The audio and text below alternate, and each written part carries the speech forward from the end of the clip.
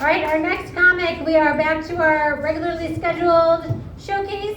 I would love to welcome a fellow who hitchhiked through all of Mexico. Has anybody else here done that? No. Okay. Welcome, Big Bear Love. Yo, give it up for Helen. How we doing, Boulder? I gotta move this. Hippies are a little clumsy. And she called me Big Bear Love, but I just lost 30 pounds of weed in the mail. I don't know how I'm gonna pay rent. But I look young, but I come from a different time. I've had a beeper in my day.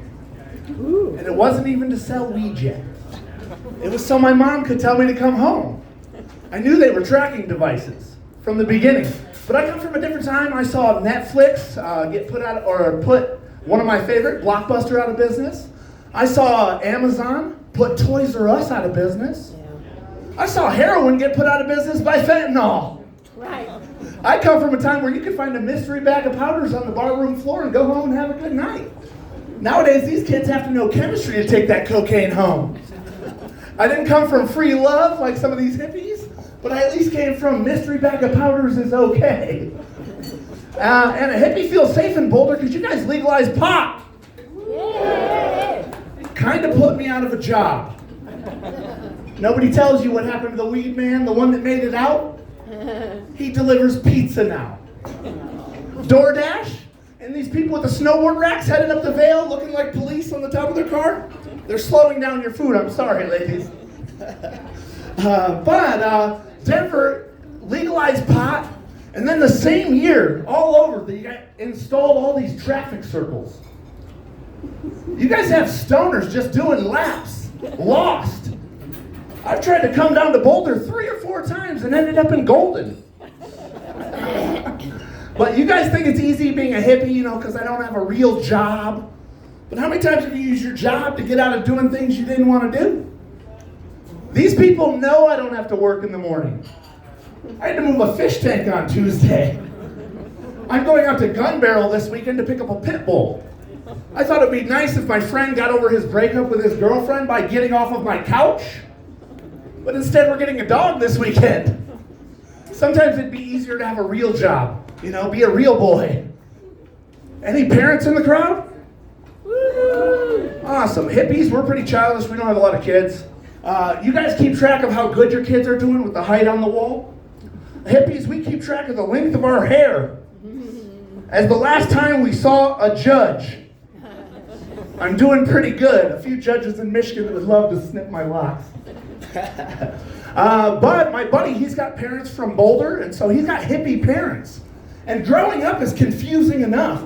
But how do you go through that rebellious phase when you've got hippie parents? Get a job, go to school, get a degree, hopefully not vote Republican. Right. It's kind of hard to run away from your dad's TP, and he chases you down on horseback and says, "It's cool, bro, we can talk about it." But I found out hippies did some good things for society. They invented the word grounded. Take away the TV, take away the tablet, get grounded. Before that, we just beat our kids.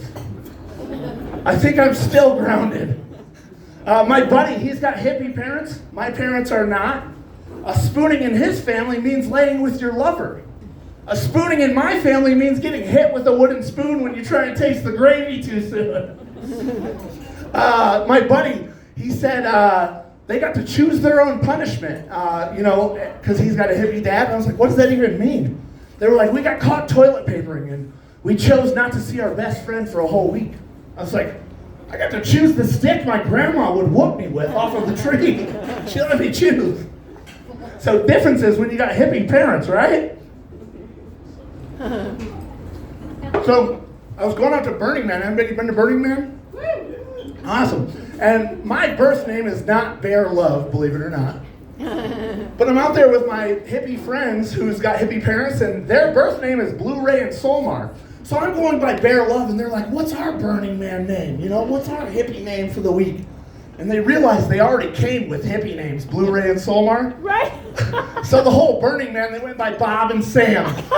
You go by Bob, I'll go by Sam. It was adorable.